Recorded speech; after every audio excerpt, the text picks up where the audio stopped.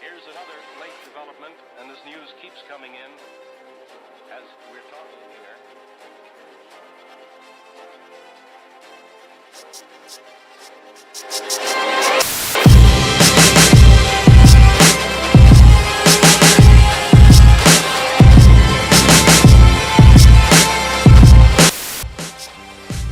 We doing Meghan first. We doing Meghan.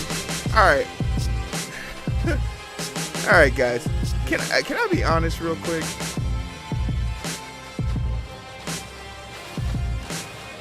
I inherently didn't know anything about this case. The Meghan Markle thing. I didn't know anything about it. I didn't want to know anything about it.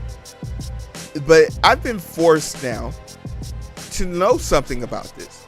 And from this, I've gotten better. And that's what's important. When faced with adversity, don't run from it. When people tend to get really suffocated by, oh no, I don't want to feel these feelings. No, just, if it's not going to kill you or harm you, embrace it, because you could learn something. And what I've learned from watching Meghan Markle and Prince Harry, is his name Harry? Yeah, Prince Harry, is y'all got these people fucked up. That's what I've learned.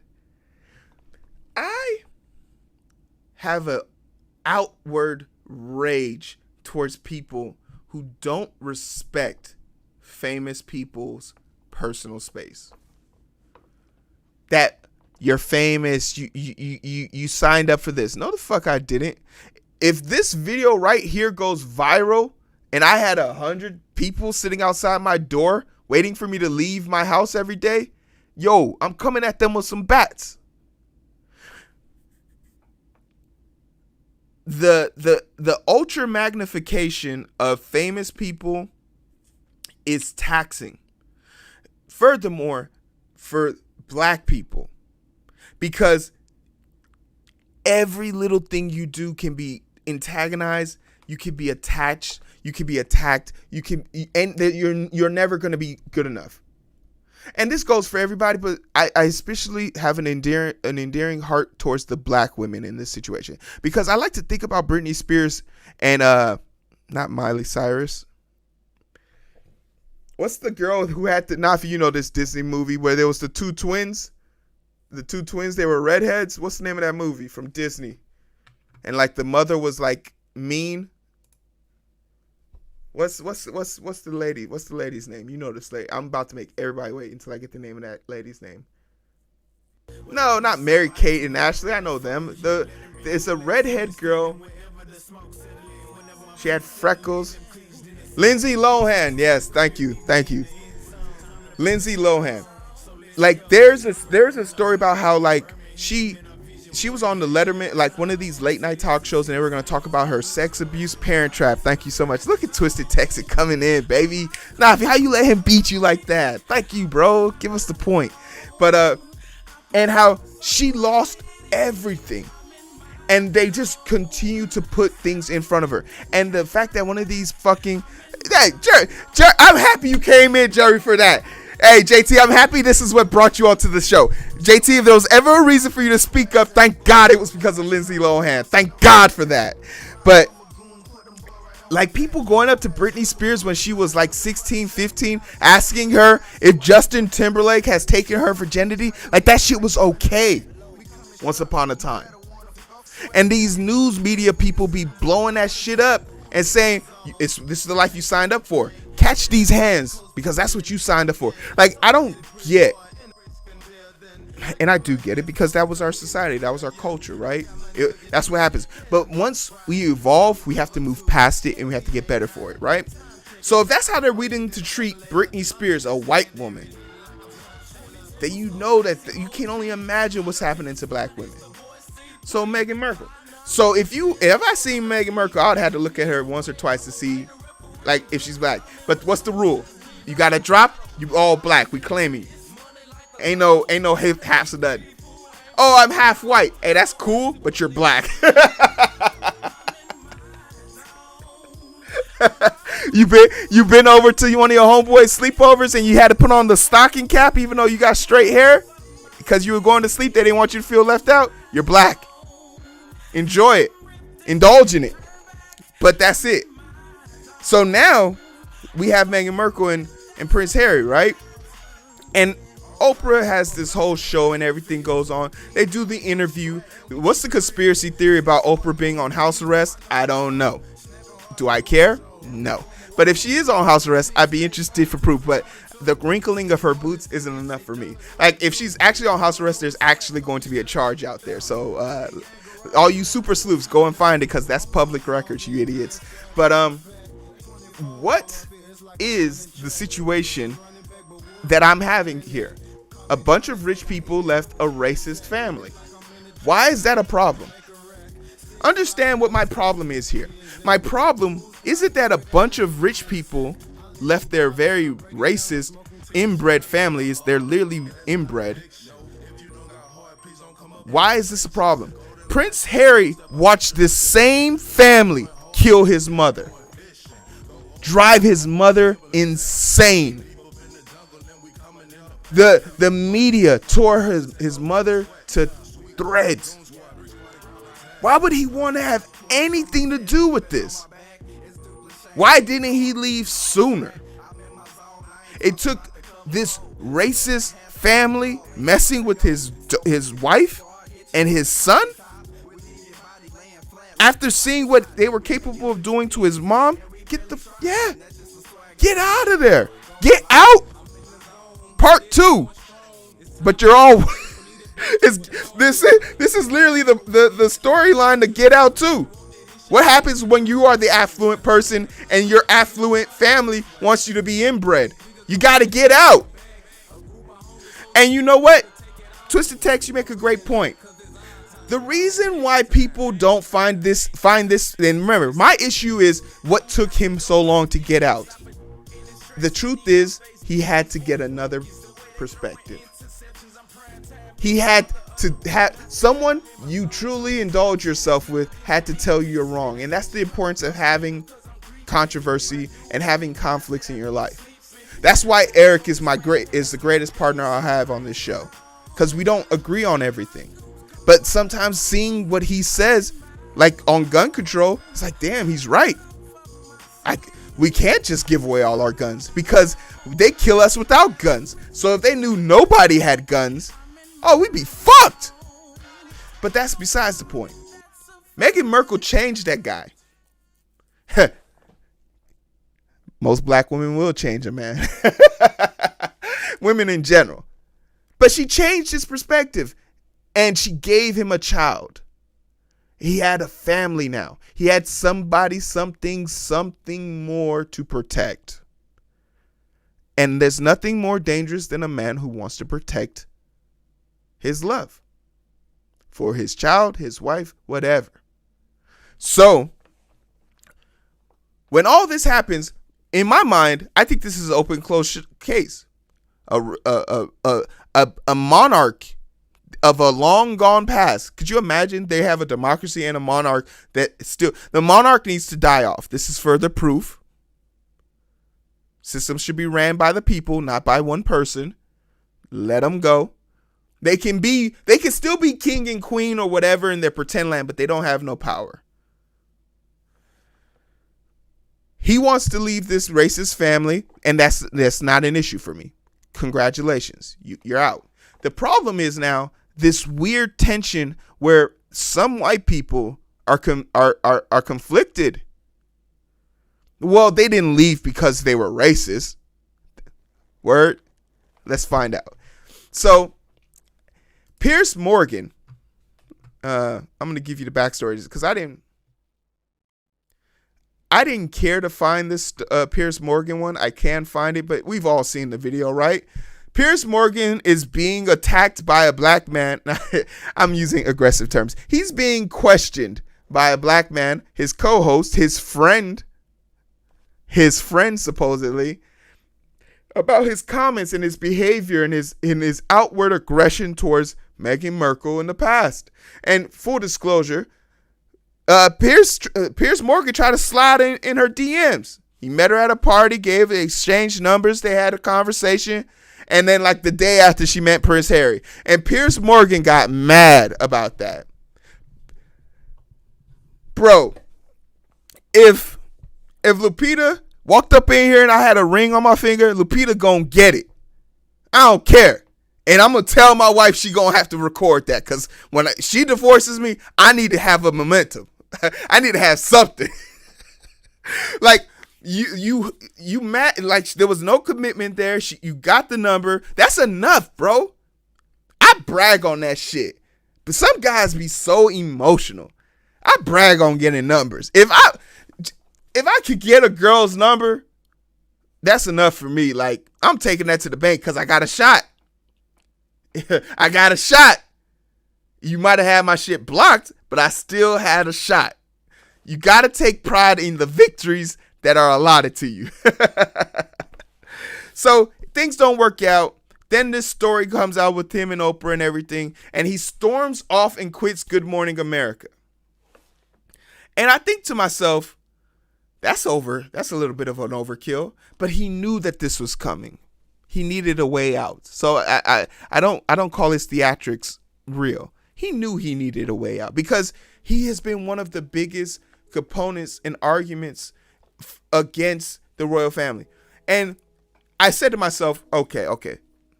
When people started saying, but that makes him racist for defending the royal family. And I was like, I don't know if I could call Piers Morgan racist, man.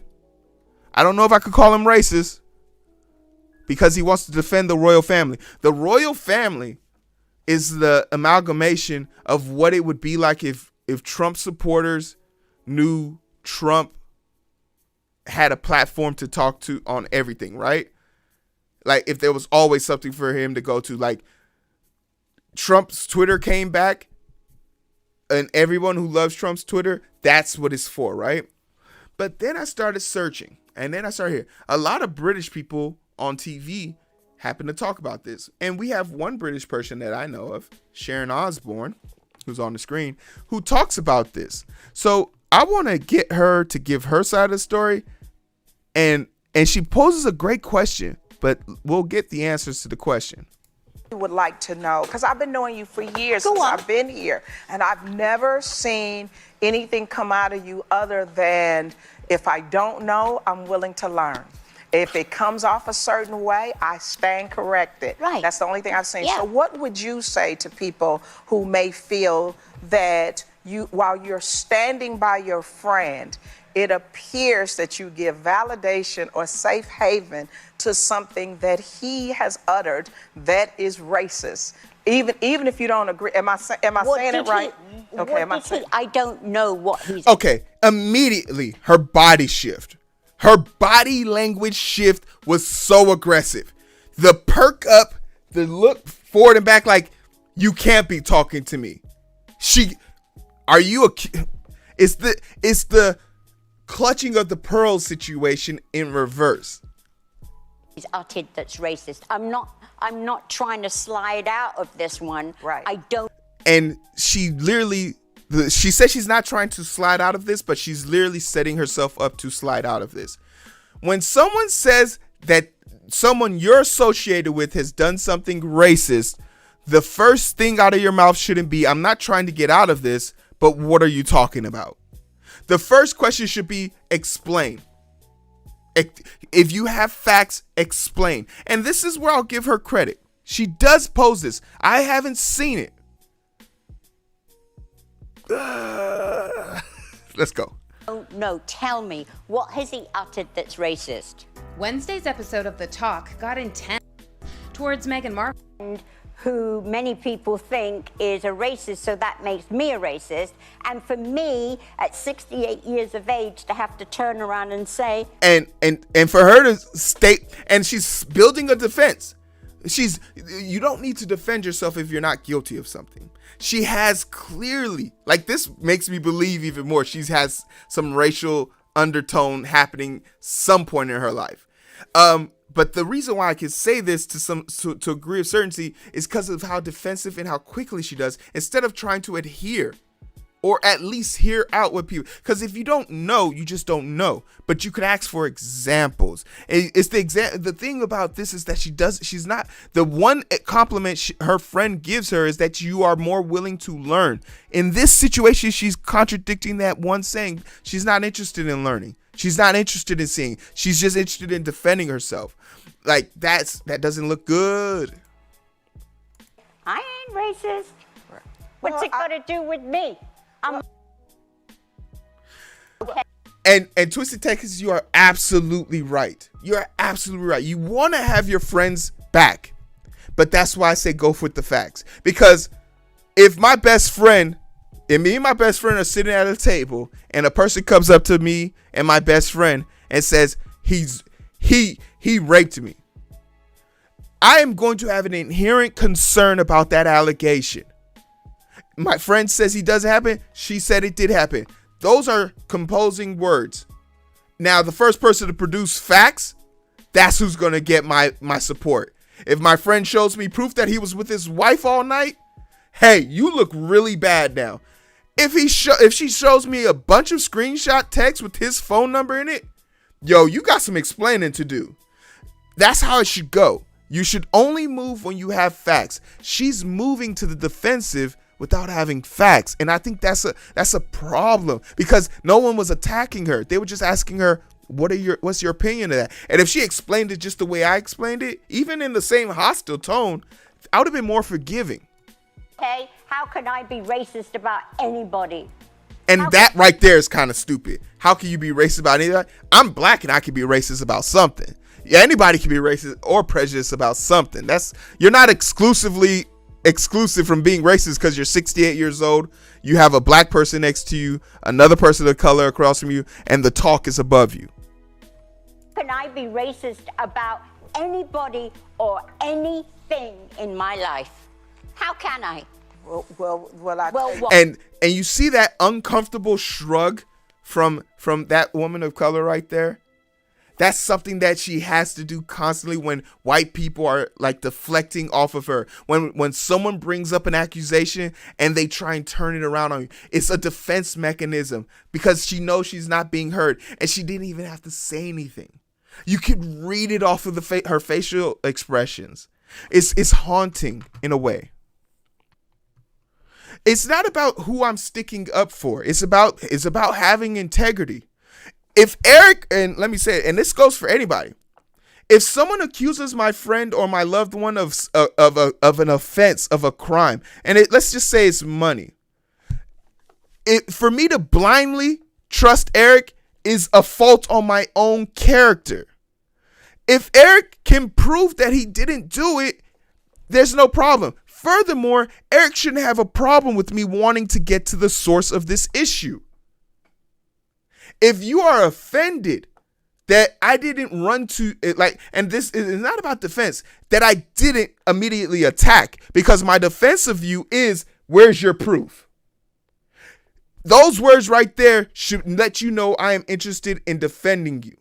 But I need proof before I can then attack. I will remain neutral until I can see proof. That's just the way I've been structured to go. Like, when I was accused of being accused of sexual harassment, I didn't try and defend myself. Where's the proof? If you show me the proof right now, I will simply get up and in my 2-week notice, drive myself to the police department and file your complaint for you. We have 400 cameras in the building. They are running 24/7. Just show me. That was me. But it doesn't matter to me who you are across the table. There's two accusations. Someone said you did it. Someone said you didn't. Whoever produces the facts is going to get my support. But me stating that I'm waiting for the facts is me defending both sides. I believe you, but I also believe him. So someone has to show me the lie. And once I get the lie, I can then punch whoever's lying in the face. Simple as that. And guilty until proven innocent? No. in the court of law, the burden of proof isn't on Eric, so that person has to produce evidence. But Eric is a person of integrity, so he's gonna try and clear his name. But also, if he says, I didn't take your money, well, ma'am, can you prove he took your money? No. Okay, this conversation is over. Me and Eric are gonna laugh about that later. But like, I think that's not. I think when you miss the waters when you try and bring the state of law into moral conundrums like this. The law is already fucked up. The moral aspect of it is very straightforward to me. What? We will be right back. Robots. We have more topics, so don't go away. And I think we should stop this. You see, I will ask you again, Cheryl. Yes. I've been asking you during the break. I am asking you again. And don't try it's and an cry, 'cause attack. if anyone should be crying, it should be me. This is the situation. Yes. You tell me where you have heard him say, educate me, tell me when you have heard him say racist things. okay. And at that point, I stopped the video because I was like, all right, let me just see if he's ever said anything racist, right? Let me see if I could find this dude saying anything racist, right? And I found this clip. Let's just watch it. The British media in its best light, and See, that's I a would shame take because issue there with are that. large I would sections take of the issue with British that. media, I including thought- local papers, I thought that letter. that are really decent. I thought well, I that know you will, letter. Piers. I thought that letter was ridiculous. I thought it didn't bear any relation to the reality, which is Meghan Markle's had exactly the same level of treatment as someone like Kate Middleton, for example, good and bad in equal measures. If you're a member of the royal family, you get acres of press coverage. I would say 70% of the Meghan coverage has been positive, 30% has been negative. All right. And then I heard that and this is a belief of mine, the royal family is going to get a lot of press. Yeah, duh. 70% good, 30% bad. That's what I heard, right? That's what I heard. But then I just took it a step further. How much, and this article is basically titled, the title of this is basically saying that stat is actually backwards. She gets only 30% good coverage, while 70% of it is bad, and an exclusive 20% of that 70% is hostile racism, such as the monkey on a leash picture that was written in the tabloids, or the question is, and we'll watch the video just for context. Themselves. Can I ask you about those headlines again? The Star asked whether Harry would be marrying into gangster royalty. I'm not going to defend one headline. Sorry, Mr. Murray, you just told me. Excuse me. Please, may I speak? Please, may I ask the question? The huge amount of coverage. Mr. Murray, you can continue talking over me, but I want 2 examples and say, look, here's something that someone might point to and say, so therefore, that means that no, you told me, Mr. Murray, you told me the British tabloid press was not bigoted. I've just given you some examples. You're denying that those examples are racist, and I'm asking, why are you denying that? Well, and I'm making the plaintiff, Victoria. Yo, you always know when someone says you're being racist and you look up, it's like, damn, God. Why you have to send me this educated motherfucker? Like, hey, why can't I be racist and just be left alone? Like, it's just such an error. And I know you guys said you couldn't hear it. That was on their side. They had extreme audio low. But basically, it was the tabloid thing. He was saying that she doesn't get as much bad press as she says she does. And this article just disproves that. And here we go. Saying, I'm not defending individual things here and there. I'm looking at the whole thing. When you say that someone might make one comment about something, and I'm not saying whether those were bigoted or racist at all. Well, let me ask you, as the Society of Editors... I never get the chance to actually finish, Victoria, my point. When you actually label someone as bigoted because of one example that is disputed, and actually say, and not taking the whole thing into context and saying, look at the way that they have covered it, I'm afraid that's if you keep on looking, you will find that needle in the haystack. Right, but you just told me that the British press isn't racist, and now you're saying if you keep on looking, you will find a racist needle in the haystack. So let me ask you again, are those headlines racist? Simple yes or no. Yo, she the perfect trap, the perfect setup. Like, She got his ass. I'm not going to stand to defend and say whether they are not. What the context is. We're I a haven't got the society of context in front editors. of me. Sorry, Victoria, you know full well, because you are a journalist, you've got to see the context. Well, let me give you some context then, please. please. Out of things, and I'm not saying whether they are Right. or they aren't. Well, let me give you. And this right here, no, hey, and I'm not disputing that. But he just acknowledged that there is racism as in his editorial group, whatever their governing group is. He is acknowledging that. So why don't you just say that, yeah, that form of racism right there is racist and it shouldn't be allowed. But he's afraid to antagonize his group of people or further make it look like he's part of the problem. Because if you, and there's, I don't know, this is maybe weird for me, but if there's an issue, if there's a problem, just own it.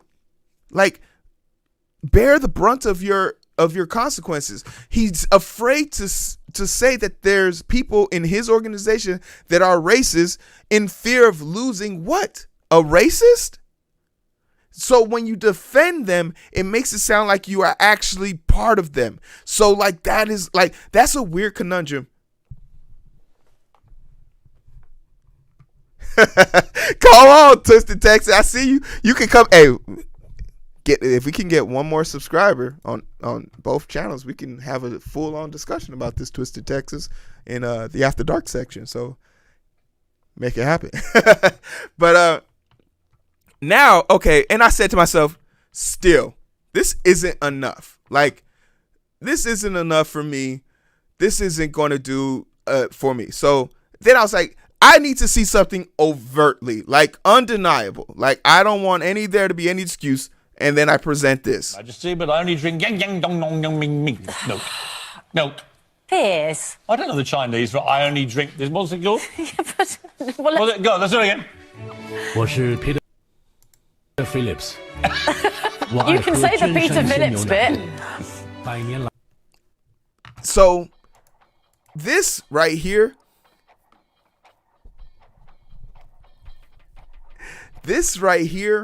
is his idea of satire. Is this overtly racist? Yes. This is bad, and it's so bad that it got 1,600 complaints, and he was asked to issue an apology. And I said to myself, while his brand of racism isn't overt, his brand of racism is ignorant. His brand of racism allows him to feign ignorance because it's not overt, it's not directed to cause mental, physical harm, but it's just enough to make someone who's of that particular race or whatever feel uncomfortable, and that's unacceptable. So, like, if you're asking me, is he racist? Yeah. Is he on par with Hitler and the cop that killed George Floyd? No. But he still needs to answer for his transgression. So now going all the way back to our homegirl, Sharon. Right? Well, she issues an apology. And I'll let her speak for herself, right? After some reflection, after sitting with your comments and sitting with my heart, I would like to address the discussion on the talk this past Wednesday. I have always been embraced with so much love and support from the Black community, and I have deep respect and love for the Black community. To anyone of color that I offended and or to anyone that feels confused or let down by what I said, I am truly sorry. I panicked, felt blindsided, got defensive, and allowed my fear and horror of being accused of being racist take over. There are very few things that hurt my heart more than racism, so to feel associated with that spun me fast. I'm not perfect, I'm still learning like the rest of us, and will continue to learn, listen, and do better. She continued, please hear me when I say I do not condone racism, misogyny, or bullying. I should have been more specific about that in my tweet.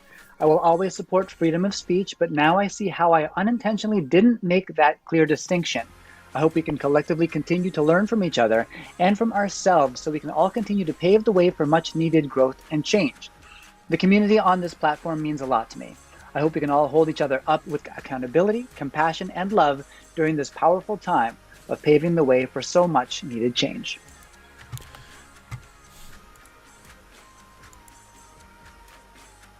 Twisted Texas, man. Don't get the police called on you, man. I don't want to have to come down there and fuck up a cop because they fucking with you. So ultimately, she saw the error of ways, and for me, my judgment is irrelevant because she found that her actions were inappropriate, and I understand where she's coming from because she did panic. She did have that oh no moment, like I call it, I don't know, but like similar to the Karen that called the police on the dude who was bird watching, and she started panicking and she started choking her dog out because she felt this adrenaline rush of being antagonized, and I can feel that. But that's when you need to be in the most control of your emotions. You have to understand that someone challenging you is them respecting you enough to do it to your face, because anyone could have just made up a rumor and let it run wild. And I think like maybe I'm different in that aspect, that someone says, well, I heard this about you. Well, go tell whoever told you to come tell me. It doesn't bother me. It doesn't faze me. I don't care.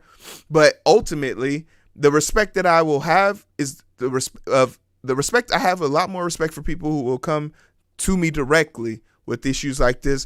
And I always hope to be as calm and level-headed as and practical as I've always been to handle these worst-case scenarios. Because ultimately, fighting this battle without a clear head only makes you look bad.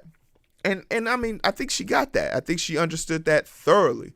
So for what it's worth, you know, the Meghan Markle thing, do I think that the royal family is a bunch of racist people? Yeah, absolutely. Do I think that the British tabloids and everybody who's been, I think like the British tabloids and all those people who were like saying, racial things using comic book characters are racist? Yeah, absolutely. Sure. Believe it. But when it's all said and done, when you're dealing with this situation, and particularly when you're trying to explain to a black person or anybody for that nature how a black person should feel about racism, if you're not that person, shut the fuck up. That's the easiest way to handle this situation. And when a black person is telling you that they feel like someone is being racist to them, you have two choices: shut the fuck up or help them get to the bottom of it. Help them better understand what is going on. Because I do believe that some perceptions of what we feel isn't real. Just like how Sharon felt she was being attacked, but in reality, she was just being challenged. And that was foreign to her in that context. So let's all not be snowflakes. But more importantly, just shut the fuck up. And for what it's worth, that's been my perspective on this. But tell me what your perspective is. Do you think Oprah's on house arrest? Do you feel like the British royal family is just a bunch of inbred racist people? Do you think Sharon Osbourne will ever recover from this? Find out next time on the Identity Booth. Or keep watching, because the show's going to continue. And if you're going to stick around, might as well donate to the E24 Endurance Challenge. This is a great cause that we are working towards. I'll put the link in the description. You can sign up to run 24 miles with me in 24 hours. Or you can, sign up to just walk to your fridge and back to the laptop and watch everyone else work hard with me. I'm not going to judge you. I think it's a great idea, to be honest. But hey, no one's beyond reproach. You feel me? So check out that link. Let me know what you guys think. You can find us on all major platforms: YouTube, Twitter, Twitch, Facebook, Instagram, TikTok. We are everywhere, man. Like our long lost co-host used to say, we're like Visa. We're accepted everywhere. So, thanks for joining us on the Identity Booth. And now, slow it down and we can catch the vibe. but it's so hard to find through the daily grind. Been working overtime, and I'm sleep deprived. Shorty on my line and we fuss and fight. Seems like every night. Don't care who's wrong or right. I hope the end is sight. Slow it down and we can catch the vibes.